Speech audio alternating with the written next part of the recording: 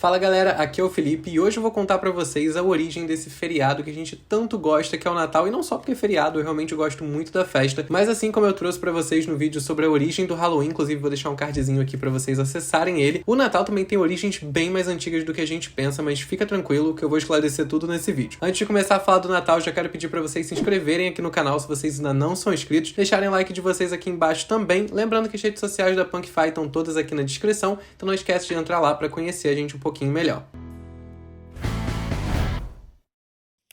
A gente sabe que nossas tradições de Natal aqui no Brasil são muitas vezes adaptações de tradições que a gente conheceu aí através de filmes e livros, todos dos Estados Unidos, né? Boa parte da nossa inspiração de Natal vem da cultura dos Estados Unidos. E não só a nossa, né? Na verdade, por conta do cinema americano ter ficado tão popular, pessoas em países ao redor do mundo inteiro com culturas totalmente distintas da cultura dos Estados Unidos acabam tendo traços da cultura americana nas suas celebrações de Natal também. Apesar do Natal ter sido oficializado nos Estados Unidos apenas no dia 26 de junho de 1870, ele já era comemorado há muitos e muitos séculos. Como eu falei com vocês no vídeo que eu fiz sobre o Halloween, o Natal também tem origem lá nas celebrações pagãs, ou seja, as celebrações que aconteciam antes mesmo do período de Cristo. O motivo da gente ver esses traços de outras religiões em várias celebrações cristãs é porque isso durante muito tempo foi uma estratégia da Igreja Católica, né? Como eles ocupavam territórios de outros povos que eram dominados por outras religiões, uma estratégia que eles desenvolveram foi: não vamos proibir essa galera de celebrar o que eles querem celebrar, de continuar fazendo suas festas, mas vamos dar outra capa para essas festas, porque era muito mais fácil você fidelizar uma pessoa não obrigando ela a mudar completamente suas tradições do que fazendo isso. Então várias datas que a gente acabou conhecendo como datas cristãs, elas às vezes acontecem no mesmo dia que uma celebração pagã acontecia, com costumes parecidos com alguma celebração pagã, porque foram na verdade adaptações dessas celebrações que já aconteciam para uma capa cristã. Esse período, que é o nosso fim de ano, ele é marcado nas regiões lá do hemisfério norte como o período mais frio do ano e também o período com os menores dias. O que, se hoje já é complicado, né, de você existir em lugares onde tem pouquíssima luz solar, você imagina nessa época, né, que isso significava o fim das colheitas, significava um frio desolador e muitas vezes você não tinha como se aquecer decentemente desse frio. Também tinha as questões psicológicas, né, envolvendo você ficar confinado, envolvendo as temperaturas muito geladas, envolvendo a fome. Então eram períodos onde rolavam várias e várias comemorações de homenagem aos deuses. Afinal, eram nos momentos ali de maior desespero que eles mais faziam celebrações para homenagear e agradar os deuses e com isso, né, tentar garantir alguma forma de proteção deles. É inclusive nessa época, né, nessa região que acontece o solstício de inverno, que é o menor dia do ano. Só para vocês terem uma noção de quão antiga é a origem do Natal, lá no período neolítico, que começou ali por volta de 10.000 anos antes de Cristo e terminou por volta de 3.000 antes de Cristo,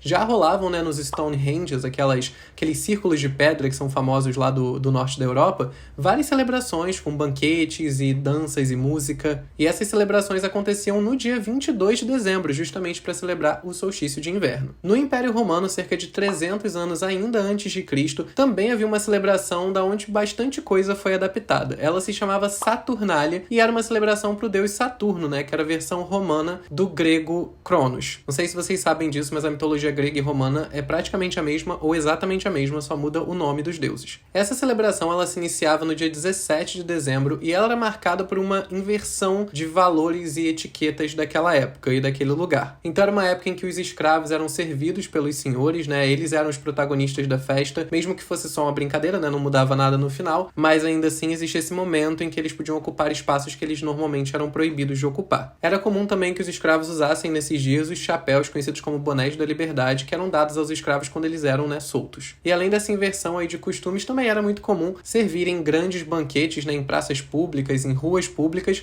e também trocas de presentes entre as pessoas. Então só aí já dá pra pegar algumas das coisinhas que acabaram sendo mantidas até hoje como tradições de Natal. Para os povos medievais, a celebração era um pouco mais longa e ela rolava durante 12 dias. E era só lá no dia 6 de janeiro que rolavam realmente as trocas de presente. Nessa época a gente já tinha o termo Christmas, né, que é como a gente fala Natal em inglês, e ele foi usado pela primeira vez em 1038. E a origem da palavra Christmas é porque ela na verdade significa Christ e Mass, né? Christ, Cristo, e Mass, missa. Então, Christmas seria algo como a missa de Cristo. Nesse momento já era celebrado o nascimento de Jesus, né? Afinal, a gente está falando aí de 1038 depois de Cristo, então já tinha aqui uma interferência cristã que nas outras versões, né, de outras celebrações que eu falei para vocês antes ainda não tinha acontecido. Nessas celebrações medievais, a gente já podia observar uma mistura de costumes antigos, já que além da troca de presentes também era mantido o hábito dos senhores servirem seus escravos e aspectos também da celebração pagã de Yule. Essa celebração também acontecia nesse momento e ela trazia algumas práticas que são bem familiares pra gente, como a decoração de uma árvore no centro da aldeia, a suspensão também de viscos, né, como a gente vê até hoje em filmes, os famosos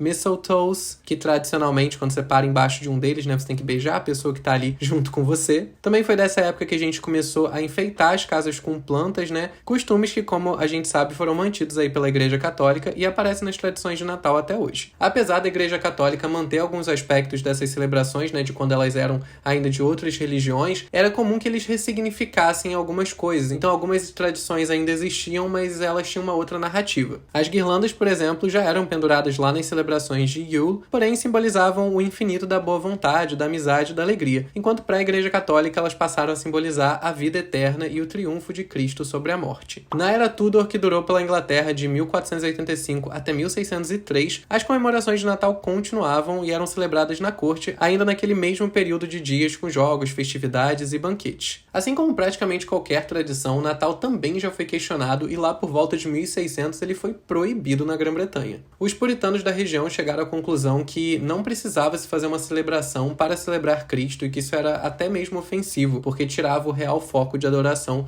de Jesus. O Natal passou a não só ser visto como uma futilidade, mas ele passou a ser considerado crime e durante bastante tempo ele não foi mais celebrado. Já o Natal que a gente conhece hoje em dia tomou forma ali na Era Vitoriana, que durou de 1837 até 1901, ou seja, bem mais recentemente. E a Era Vitoriana, para quem não sabe, foi o período em que a Rainha Vitória era regente do Reino Unido. Nessa época, essas celebrações mais turbulentas aí do passado, né, porque todas elas se assemelham bastante a festas com muita gente, etc., acabaram sendo resumidas a umas celebrações um pouquinho mais familiares, bem mais próximas do que a gente tem hoje em dia como Natal. E além de enfeitar as árvores dentro de casa, também passou a ser um hábito colocar os presentes embaixo das árvores, né, que podiam variar aí, às vezes de uma laranja até um trenzinho de madeira, né, depende da condição financeira da família. Foi nesse momento também que começaram a se trocar cartões de Natal, que até então não era um hábito, e também começaram a substituir os tradicionais gansos de Natal por perus como a gente tem até hoje em dia. Foi nessa época também que surgiu um costume que até hoje é muito mantido lá nos Estados Unidos, que é o Boxing Day.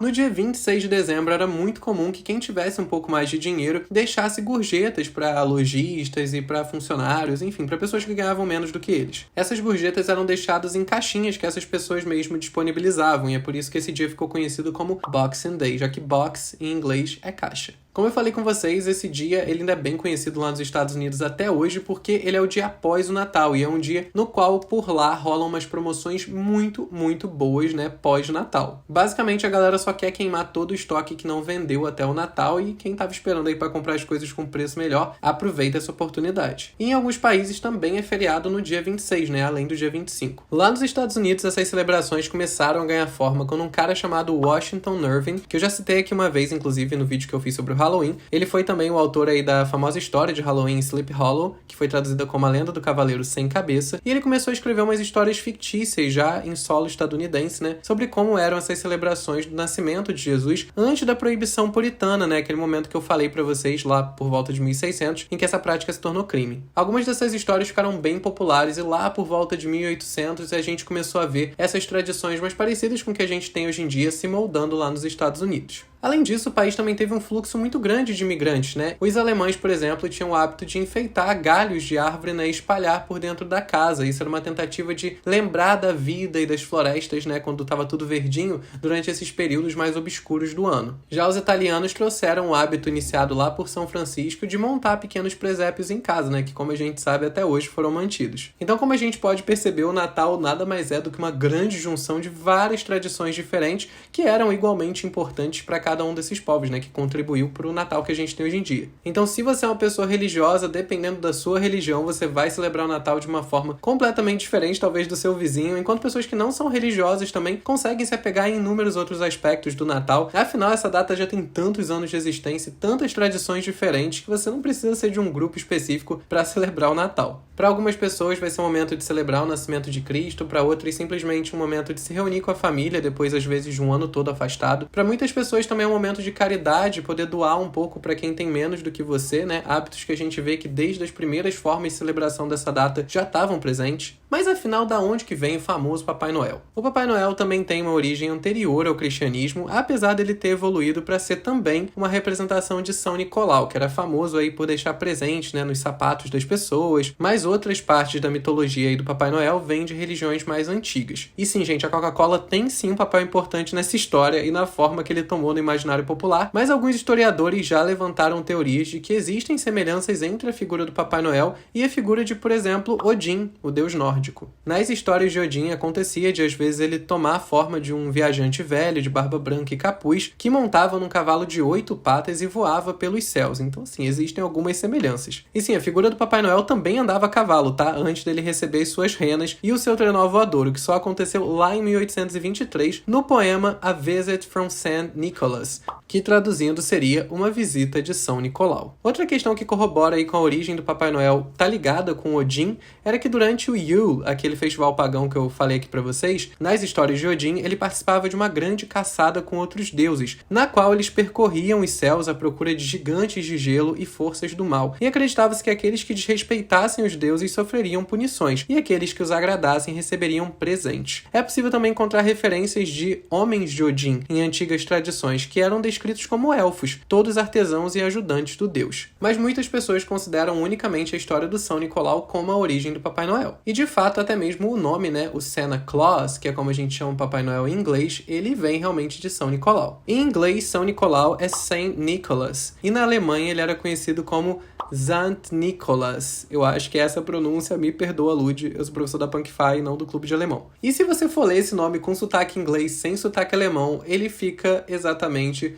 Santa Claus. Então o nome Santa Claus acabou vindo de uma má leitura de São Nicolau em alemão. E essa forma bem história infantil que a gente conhece do Papai Noel foi oficializada em 1822, quando um cara chamado Clement Clarke Moore escreveu uma história para as suas filhas sobre a visita de São Nicolau, que depois ficou conhecido como o clássico The Night Before Christmas. Então não, o nome do famoso filme de Natal do Tim Burton, The Nightmare Before Christmas, não foi tirado totalmente da cabeça do Tim Burton e foi uma referência a esse clássico de Natal. Essa história foi traduzida como A Noite Antes do Natal e trazia esse personagem como um senhor alegre voando pelo céu em seu trenó. E tudo indica que um cara chamado Thomas Nast, para uma campanha da Coca-Cola, criou uma ilustração desse velhinho com a sua esposa e os elfos ajudantes, consolidando esse personagem como ele é até hoje na cultura pop. E você sabe mais alguma curiosidade sobre o Natal que eu não falei aqui nesse vídeo? Não esquece de deixar aqui nos comentários pra gente ficar sabendo cada vez mais informações sobre essa data que é tão especial pra tanta gente. Mais uma vez, pedir pra vocês se inscreverem aqui no canal se vocês ainda não são inscritos e deixarem o like de vocês aqui embaixo também. Lembrando que as redes sociais da Punkify estão todas aqui na descrição, então tô esperando vocês por lá também. Eu vou ficando por aqui, um Feliz Natal pra todo mundo e até o próximo vídeo.